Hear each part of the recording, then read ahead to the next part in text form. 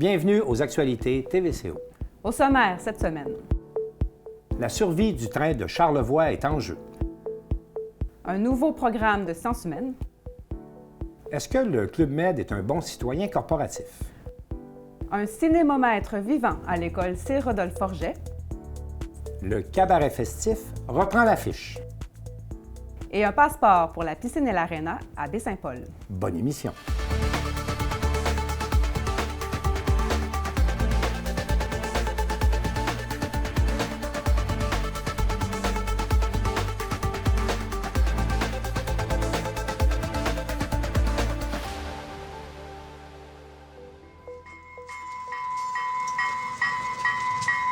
Le train de Charlevoix vit des moments difficiles alors que la ville de Baie-Saint-Paul ainsi que les deux MRC de notre territoire ont décidé de diminuer considérablement le financement à Réseau Charlevoix qui s'occupe du train de Charlevoix. C'est un manque à gagner de tout près de 400 000 $ et j'en parle avec Bruno Labbé, qui est le président du conseil d'administration de Réseau Charlevoix, ainsi que Nancy Bellé, directrice générale.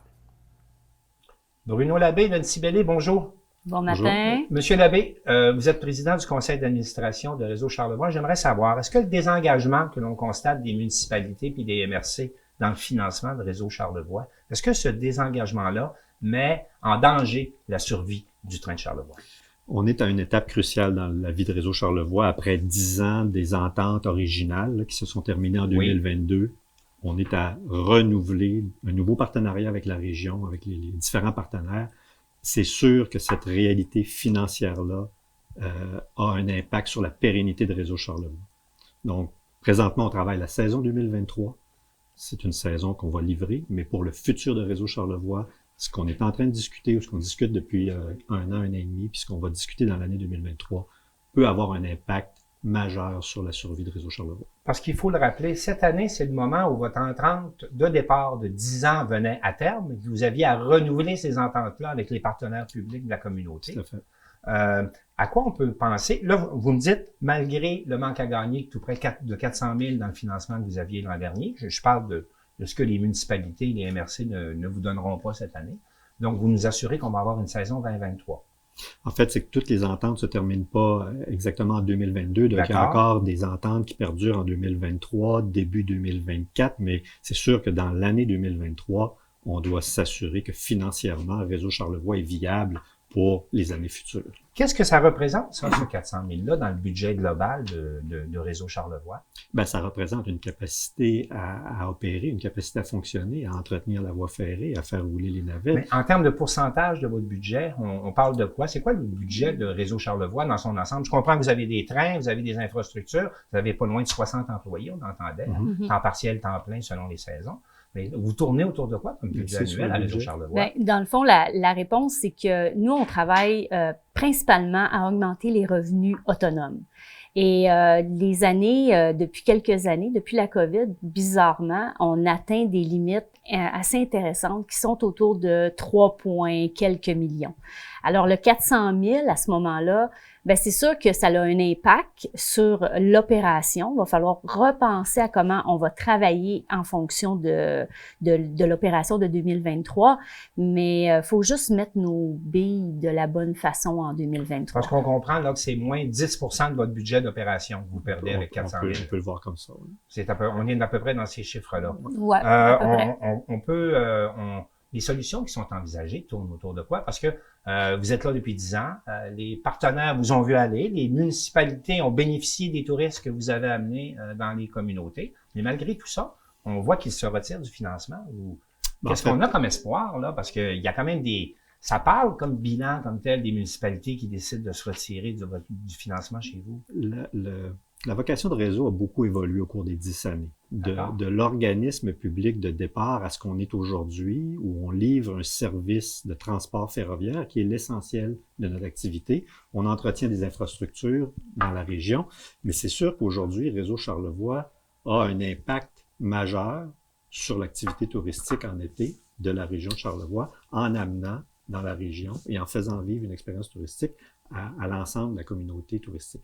C'est sûr que le futur de Réseau Charlevoix, c'est ça le cœur de notre activité aujourd'hui, et ça passe par une régionalisation de l'activité, donc ça passe par une prise en charge par la région. Ça a été mis au monde dans un contexte d'entreprise privée en parallèle de l'activité publique, mais aujourd'hui, les partenaires privés sont toujours là, sont toujours présents. Mais là, on parle principalement du groupe Le Massif. On parle de groupe Le Massif, on parle de l'Hôtel Germain, qui sont des contributeurs. Oui. On a des contributeurs privés plus secondaires. On a plusieurs entreprises de la région qui contribuent aujourd'hui, qui bénéficient de retombées et de visites. Et vous avez également du soutien pour l'entretien très coûteux d'une ligne ferroviaire. Il faut le dire aussi, vous l'entretenez ou la maintenez en état. On l'entretient, on a du soutien du CN pour ça. Oui. Mais le futur de Réseau Charlevoix passe par une implication plus importante de la région qui doit s'approprier cette infrastructure-là, puis cette entité-là qui est Réseau, qui a des retombées pour l'ensemble des intervenants touristiques, qu'on soit à Baie-Saint-Paul, à la Malbaie, dans les petits villages côtiers. L'afflux de touristes qu'on amène quotidiennement a quand même des impacts qui ont des retombées pour l'ensemble de la communauté d'affaires. Il y a eu quand même au cours des années, depuis 10 ans, là, on a l'impression que le modèle d'affaires a beaucoup évolué aussi, là. Est-ce qu'on n'est pas maintenant rendu à une certaine stabilité dans le modèle, où il y a encore des choses à changer, parce que le train devient un équipement plus supra-régional. On fait des navettes Baie-Saint-Paul, Malbaie.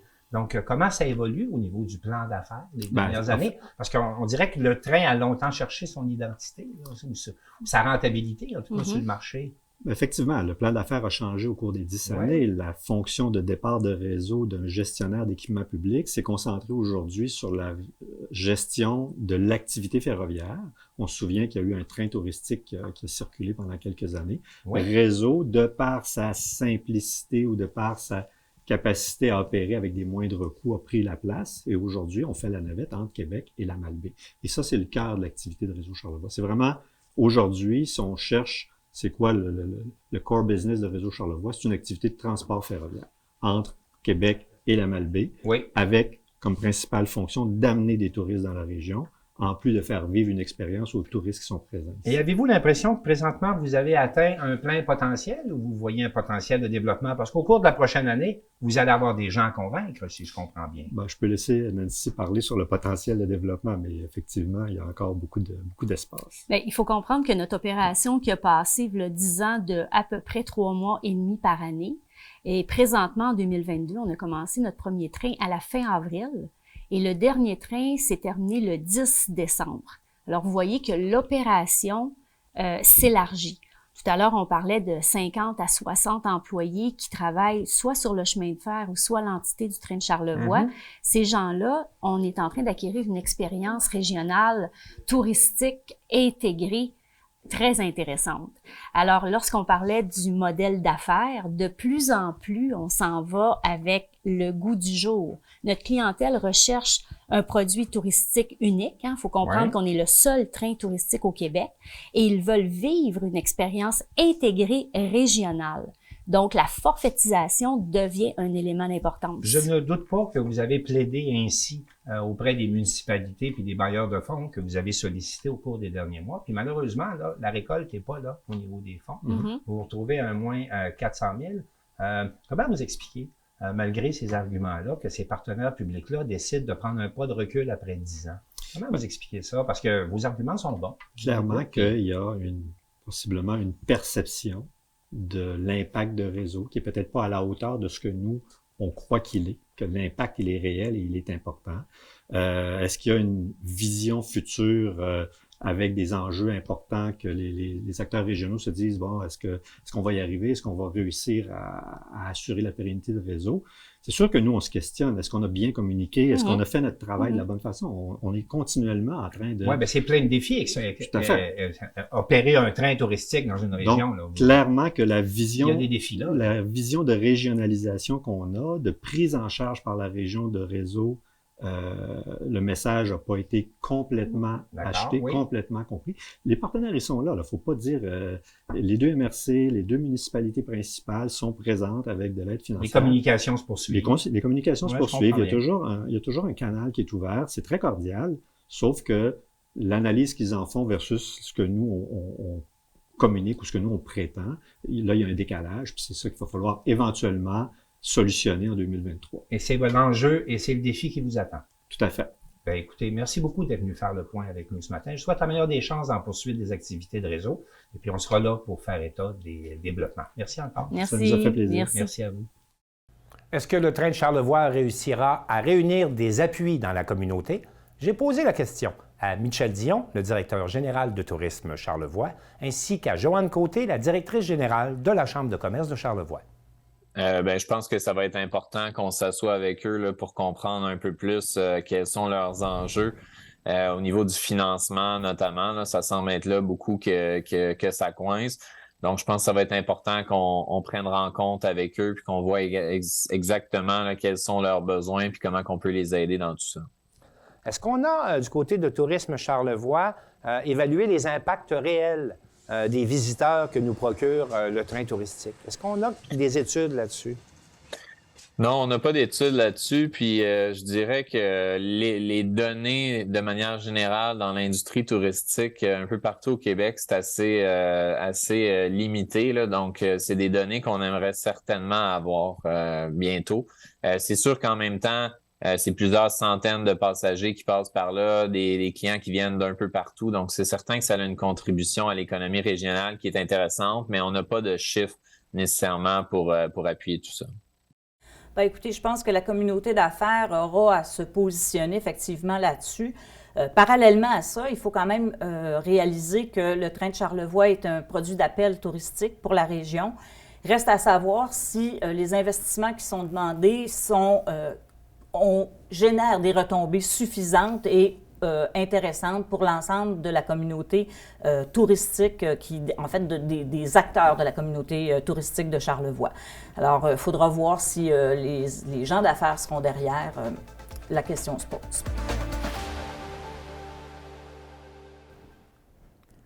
Le Centre d'études collégiales en Charlevoix dévoilait cette semaine sa programmation pour la prochaine année scolaire. Un programme de sciences humaines revampé en est la principale nouveauté. C'est un exercice régulier exigé par le ministère de l'Enseignement supérieur que de repenser un programme comme celui des sciences humaines.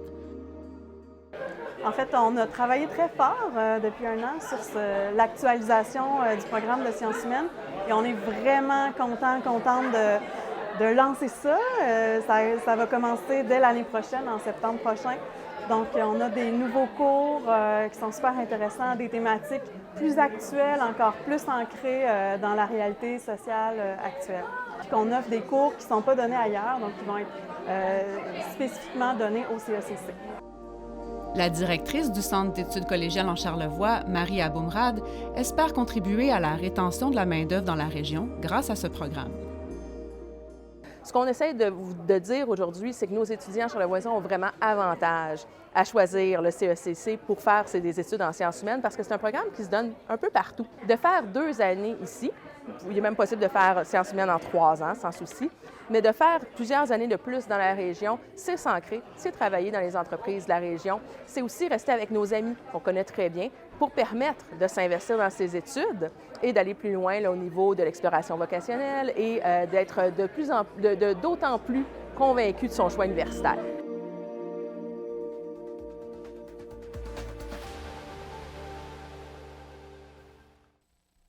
On apprenait cette semaine que le Club Med ne payait que 50 de la taxe prévue sur l'hébergement touristique, taxe qui doit servir à soutenir l'industrie touristique dans la région.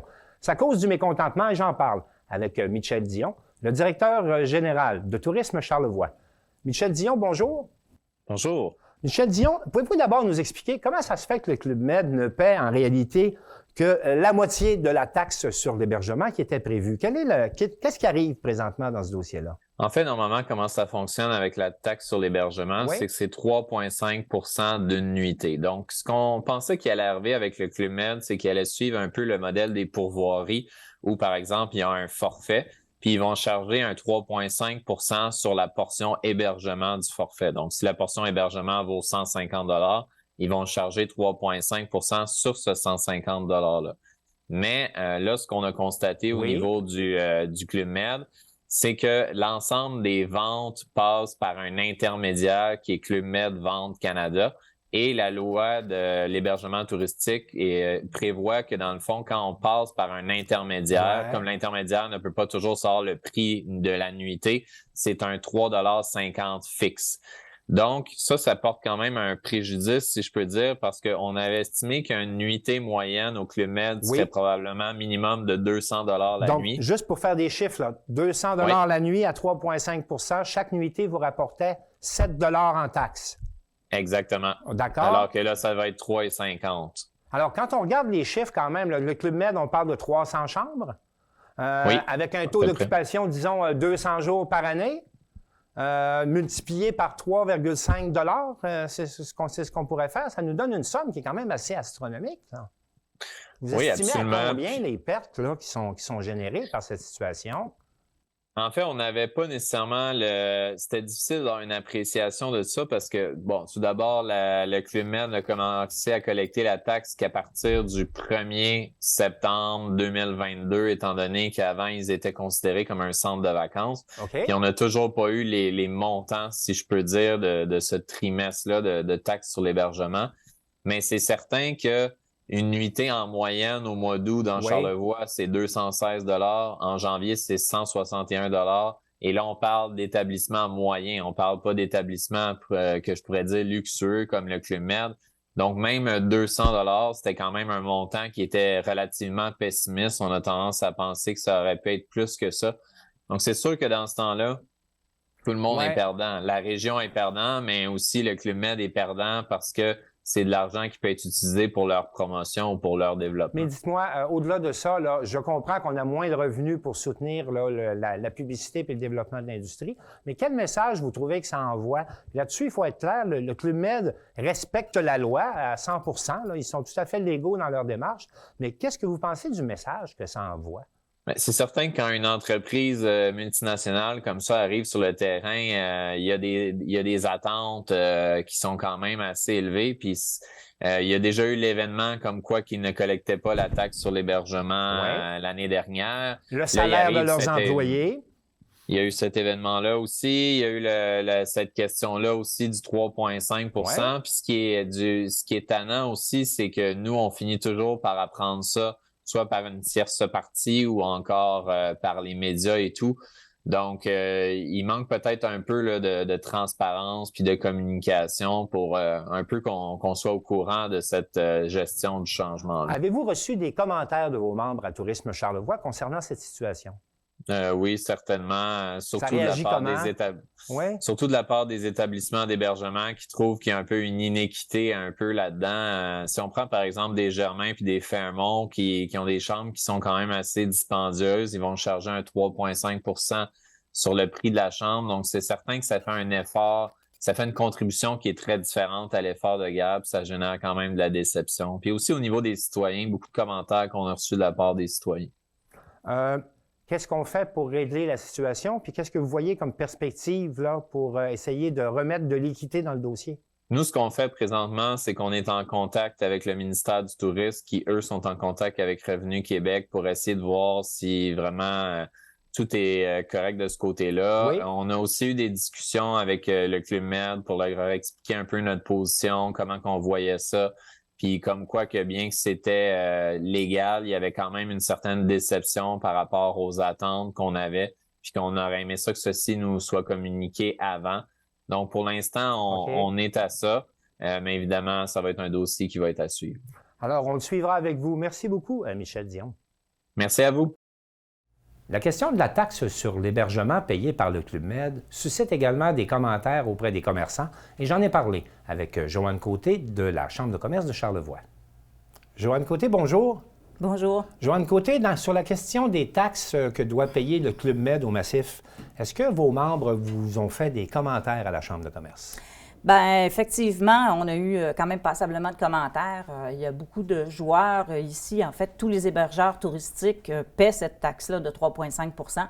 Alors, c'était un peu surprenant d'apprendre que le Club Med payait seulement 3,50 $ la nuitée. En toute légalité, il faut le dire quand même. Tout à fait. Là, le problème, je pense qu'il faut voir deux aspects, le problème légal et le problème moral. Le problème légal, effectivement, ce que le Club Med fait, c'est tout à fait légal. C'est écrit textuellement dans la loi.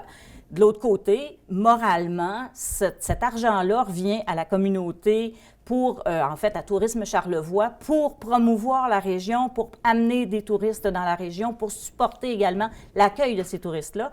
Et là, le plus gros joueur qu'on a dans la région ne participe pas, profite seulement des retombées sans participer, en fait, à cette capture de dollars. Là. Est-ce que ça laisse... Je vais vous poser la question. Est-ce que le Club Med est un bon citoyen corporatif dans ce qu'on voit depuis sa première année d'opération? Avez-vous l'impression que c'est un bon citoyen corporatif? Bien, je ne répondrai pas ni par oui ni par non, mais c'est clair qu'on aurait intérêt du côté du Club Med à peut-être faire un peu plus partie intégrante de notre écosystème pour comprendre comment on peut devenir un bon citoyen corporatif dans Charlevoix. On aurait tout avantage, tout le monde, à ce qu'il le fasse. Il s'implique davantage. Est-ce qu'on s'est plaint du côté de vos membres d'une situation d'iniquité? Parce que les petits hébergeurs paient le plein prix de la taxe, eux, de leur côté. Exact. Donc, ça crée quand même une situation difficile, je suppose. Tout à fait. Parce qu'un petit hébergeur, s'il y a une chambre à louer à 200 $, la chambre est à 200 $ plus le 3,5 %. Ouais. Alors que c'est pas de l'autre côté. Du côté du Club Med, c'est pas comme ça. Donc, c'est sûr que c'est très inéquitable pour les petits hébergeurs qui doivent afficher ces taxes-là, qui doivent les percevoir auprès des clients.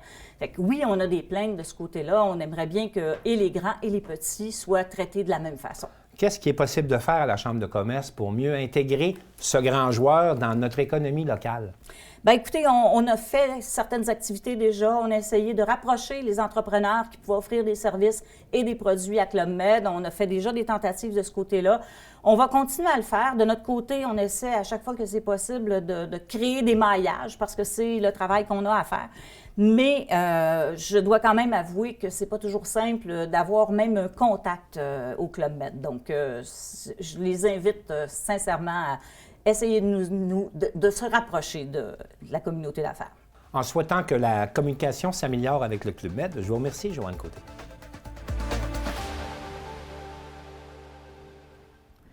Des jeunes de l'école C. Rodolphe-Forget à Baie-Saint-Paul ont participé avec des agents de la Sûreté du Québec à une activité de cinémomètre vivant.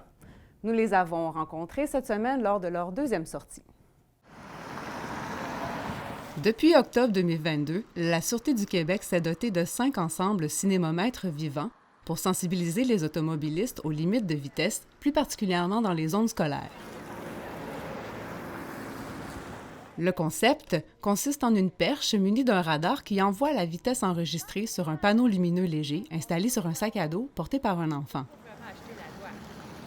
Malgré des vitesses enregistrées à Baie-Saint-Paul jusqu'à 49 km/h les 18 et 19 janvier, aucune arrestation n'a été faite. Bien, dans le fond, ça, c'est comme un équipement qui est juste pour faire de la prévention. C'est comme, il y a le vrai équipement, c'est genre un espèce de pistolet qui capte, qui fait des sons plus aigus quand c'est plus vite, puis plus grave quand c'est moins vite. Ça, c'est juste pour avertir les gens puis sensibiliser.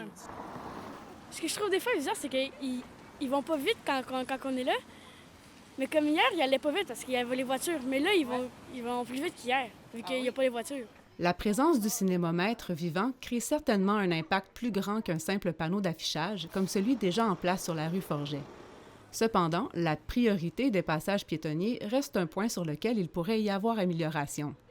Quand tu passes à l'intersection avant la rivière du Gauche, je vois que des fois, le monsieur il est pas là, puis j'ai déjà failli me faire frapper des fois. Des fois, quand tu passes ici, il y a des gens qui arrêtent, mais il y a des gens qui continuent souvent. Les jeunes écoliers de 6e année ont donc passé 2 midis en compagnie des agents de la Sûreté du Québec qui en ont profité pour échanger avec eux sur leur méthode de travail.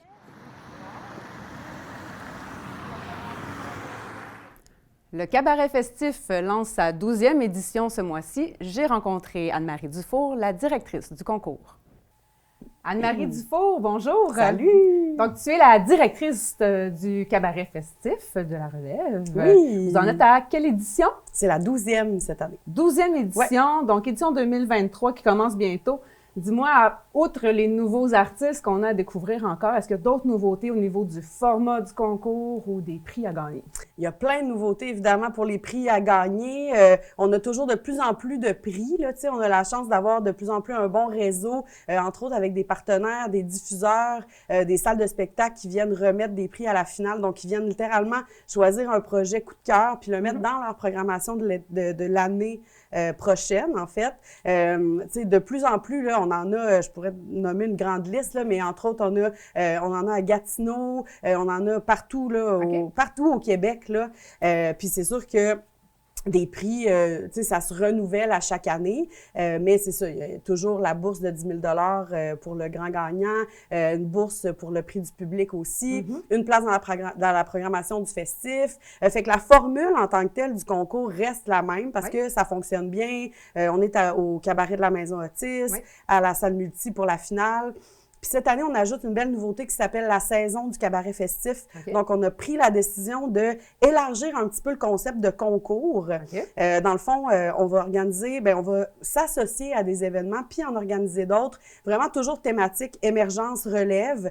Puis donc, ça va faire une espèce de saison des shows en marge du concours. Donc, on va s'associer entre autres au lancement de l'album de David Hoff qui va être début février, des spectacles à l'Auberge des Balcons, donc de Étienne Fletcher et de Mal-Aimé Soleil qui sont déjà passés exactement, au cabaret. Les deux ont déjà gagné le Grand Prix du jury au cabaret festif. On va aussi organiser quelques petits événements, là, entre autres le Parvis qui avait eu lieu pendant le marché de Noël, donc dans la cour d'Hydromel. On va refaire ça. Puis il va y avoir un 5 à 7 pré-finale avec notre porte-parole Sarah Dufour. Donc on essaie d'allonger la saison parce qu'on sent que le public est là. Puis l'hiver, on veut qu'il se passe de quoi. Oui, exactement. Aussi, puis donc on reste toujours dans la thématique un petit peu plus relève parce que c'est vraiment ça, là, le cabaret festif. Fait qu'on est bien content d'annoncer ça. Parlons justement de Sarah Dufour, votre porte-parole, qui était une candidate à l'édition 2014. Oui. Est-ce que tu es capable de nous dire en quelle mesure de passer au cabaret festif, ça a eu un impact sur le développement de sa carrière? Bien, Sarah est vraiment venue en début de carrière. Donc, elle est là, justement. Allô? Allô, Sarah? Allô? Elle est vraiment venue en début de carrière pour tester. Elle, c'est ce qu'elle dit. Elle dit elle n'était jamais tant que ça sortie de ces endroits où elle faisait des shows. Donc, dans sa région, au Lac-Saint-Jean, elle était à Montréal un petit peu, fait qu'elle testait ça. Mais de venir dans une autre région, dans un public nouveau, voir si ça fonctionnait, puis elle n'a pas gagné, elle n'a même pas allé en finale, Sarah. Mais ça y a elle vraiment... Elle a marqué les gens quand même elle dans a sa personnalité. Oui, exactement. Nous, on en entendait parler après. Hey, Sarah Dufour, elle était vraiment tripante. Puis tu sais, c'est pas parce que tu gagnes pas de prix ou que tu vas pas plus loin dans le concours que tu marques pas le public. Puis elle, c'est vraiment ce qu'elle nous dit, que tu sais, toute cette série-là, elle a fait quelques petits autres événements dans cette période-là de sa vie. Ça a vraiment solidifié, tu sais, son envie de faire ça dans sa vie. Des choses. Exactement. Ça a confirmé. Fait qu'on fait partie de cette lignée-là là, de raisons pour lesquelles elle fait encore ça aujourd'hui. On va parler un peu des candidats. Oui. Donc, combien d'inscriptions à peu près vous avez reçues cette année? Cette année, ça a été vraiment, on a fait un saut, je te dirais. Un gros bond, on était à peu près 320 inscriptions. Tu sais, d'habitude, on parle de, mettons, 175 pour une grosse année. Tu sais, fait que là, 320, ça nous a donné... Oui, ça nous a donné de la job, je te dirais, mais c'était vraiment, vraiment cool. Nous autres, ça nous fait vraiment plaisir. Je pense que c'est dû au fait que les inscriptions étaient gratuites. Depuis la pandémie, on a enlevé les frais d'inscription pour les projets.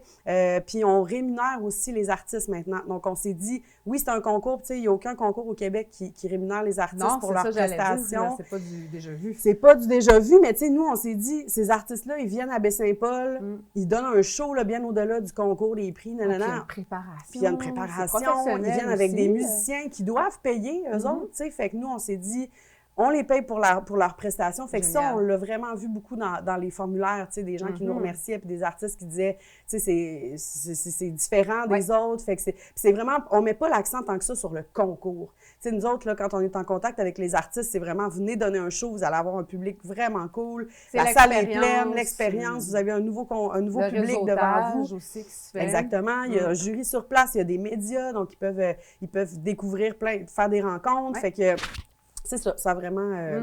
Puis parmi tous là, ces candidats-là, on voit la cohorte finale qui est quand même très diversifiée toujours. Comment vous faites vos choix? C'est complexe. Ben, nous, à l'interne, en fait, on passe à travers absolument toutes les inscriptions. Okay. Ça fait une espèce de premier filtre parce que ben il y a des groupes qui sont pas éligibles à la base, qui nous ont, tu sais, que le dossier est pas complet, des trucs comme ça, fait qu'on en élimine quand même. Mais avez-vous comme des créneaux précis que vous essayez d'aller chercher? Pas dans le style. Dans le non? style, non, pas du tout. On y va vraiment par coup de cœur. Nous autres, au festif, ça a toujours été ça, autant dans la programmation du festival que pour le concours. Puis, on prend un comité de sélection de partenaires qui sont là depuis longtemps. Okay. Donc, ils connaissent le festif, ils connaissent le concours aussi. Fait que, tu sais, ils savent vraiment...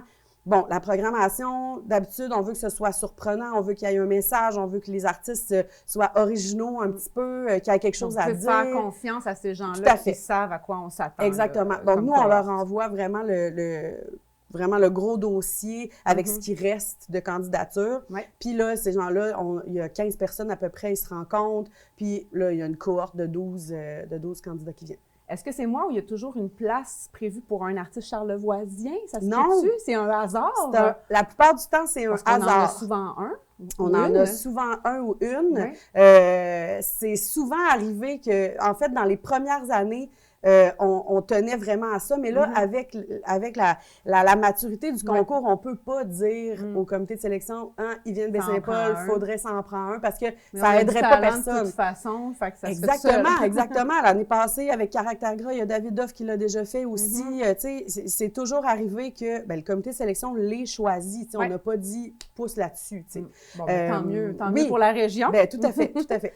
On va passer rapidement sur la rencontre, la consultation qui est prévue le 31 janvier prochain pour l'édition 2023 du festif. On connaît un peu vos façons de faire, qui sont souvent de sonder le public. Est-ce que là, cette rencontre-là, c'est pour revenir sur des problèmes de l'année passée, sonder pour des solutions, ou c'est plus côté développement pour des nouveautés? C'est vraiment tout ça. C'est un mélange de tout ça. Il va y avoir vraiment une section, une partie au début qu'on va... on veut en fait être transparent avec la population. C'est sûr que l'année passée, c'était une grosse édition. On revenait de la période pandémique. On a donné... Une journée de plus. Il y avait une journée de plus, exactement. Donc, cette année, on revient. Donc, le dernier spectacle va être le dimanche midi, comme historiquement. Formule, là, 4 jours. Exactement. Fait que c'est ça, la première section de la séance, la première partie, ça va vraiment être de donner notre plan de match pour cette année. Ça va être ça le festif cette année, puis aussi montrer à la population qu'on est complètement conscient qu'il y a des choses à améliorer. On est un petit festival, c'est la 14e année. Il y a toujours des choses à améliorer. Il y a des surprises aussi. On a vu la quantité de monde, la météo, la première année. Oui, exactement. On a des surprises, puis on travaille à chaque année justement pour écouter les gens. Nous, on a pignon sur rue, nos bureaux. Il y a des gens super souvent qui viennent donner des commentaires, puis on est vraiment ouvert à ça, mais on veut vraiment l'ouvrir au public. Même, ça va être à TVCO, justement, parce qu'on veut être transparent pour les gens qui ne peuvent pas se déplacer, puis on va prendre les questions. Ça, c'est vraiment important pour nous autres. Les commentaires constructifs, évidemment, les questions, puis on veut le faire avec la population, puis on ne veut pas nuire à personne. Oui. Est-ce que quelqu'un qui aurait des questions, mais qui ne peut pas se présenter, est en mesure de vous les envoyer d'avance? Ben oui. Okay. Par notre page Facebook, il n'y a aucun problème. On peut faire ça. Puis on en reçoit là, presque à chaque jour, presque toutes les semaines, là, des questions de citoyens ou des gens. Puis on est vraiment, on est super ouvert à monter la prochaine édition avec eux. Tout le monde ensemble. Exactement. On sait déjà que la scène flottante, ça a été annoncé, elle ne reviendra pas pour cette année. C'est pas à vie qu'elle ne reviendra pas. Bien, on a la chance d'avoir C'est en réponse à une réaction qu'il y a eu? Ou c'est vraiment nous, je te dirais. On a vu qu'il y avait beaucoup de gens. Il y a aussi des gens qui ne faisaient pas partie du festival, qui descendaient la rivière. C'est une activité commune. On a vu beaucoup que ça s'est vraiment agglutiné autour. Puis évidemment, en créant l'événement, c'est sûr qu'il allait avoir du monde. Puis là, nous, on s'est dit, OK, puis on a entendu des gens dire « Hey, il y avait trop de monde, il n'y avait pas assez de sécurité », alors que nous, on engage vraiment plein de gens, puis ils ne sont pas toujours habillés Ça crée une petite inquiétude. Ça crée une inquiétude, puis nous, on veut vraiment pas créer ça. Puis de notre côté, on veut pas qu'il y ait un accident ou quoi que ce soit. Puis aussi, exactement. Puis au niveau écologique, on avait fait déjà nos demandes, ça avait déjà été approuvé. Mais là, on essaie d'aller plus loin un petit peu dans vraiment qu'est-ce que ça peut créer comme impact, parce qu'on est un festival qui essaie d'être le plus éco-responsable possible. Fait qu'on fait juste prendre une petite pause cette année. Regarder tout ça, comment on peut mettre ça un petit peu plus sécuritaire. Puis l'année prochaine, bien, on verra ce qui arrivera. Mais on a la chance d'avoir un bon bassin de sites qu'on peut exploiter. Fait que ça bouge beaucoup. Donc, on va juste avoir plus de fun ailleurs pour cette année. Donc, on va terminer en se disant où on peut se procurer déjà les billets pour le cabaret festif qui commence bientôt. La première soirée, c'est le 29 janvier. 28 janvier. Donc, il y a les passeports pour les 4 soirées et les billets individuels. Exactement. Le festif, en fait, sur la page, sur le site web du cabaret festif, cabaret.lefestif.ca, il reste quelques petites passes curieux puis des billets individuels pour toutes les soirées. Merci beaucoup, Anne-Marie Dufault. Merci. Bon cabaret. Merci. La Ville de Baie-Saint-Paul présentait récemment le passeport Piscine Arena. Marc-Olivier Bouchard, animateur loisirs et culture, nous en dit plus sur l'objectif de cette nouvelle offre. Bien, en fait, c'était d'uniformiser le tarif pour faciliter l'accès à ces deux bâtiments-là. On avait des tarifs qui étaient différents, puis également, c'est de faciliter l'accès. De plus en plus, les gens payent de manière numérique. Donc, vu qu'on n'était pas encore équipé de ce côté-là, bien, c'était plus facile de faire une carte. De légères modifications ont été apportées à la tarification. Marc-Olivier Bouchard nous en dit un peu plus. Non, une petite différence. Au niveau de la piscine, il y a le tarif enfin qui a augmenté de 50 sous, je crois. Puis au niveau de l'aréna, petite différence, mais c'est 1 $ ou 2 là, pour la famille puis pour les enfants et les adultes.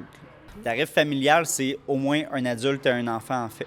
Donc, pourrait arriver avec une grosse famille, mais c'est les gens qui résident à la même adresse, par contre. Et non plus, il n'y a pas de date de péremption. La carte est bonne tant qu'il y a des séances disponibles sur la carte. Les passeports sont disponibles dans les bâtiments concernés ainsi qu'à l'Hôtel de Ville dès maintenant. C'est ce qui complète le bulletin d'information de TVCO cette semaine. Votre premier en notre compagnie, Lydia Duchesne. Oui, merci et merci à toute l'équipe de TVCO. À la prochaine.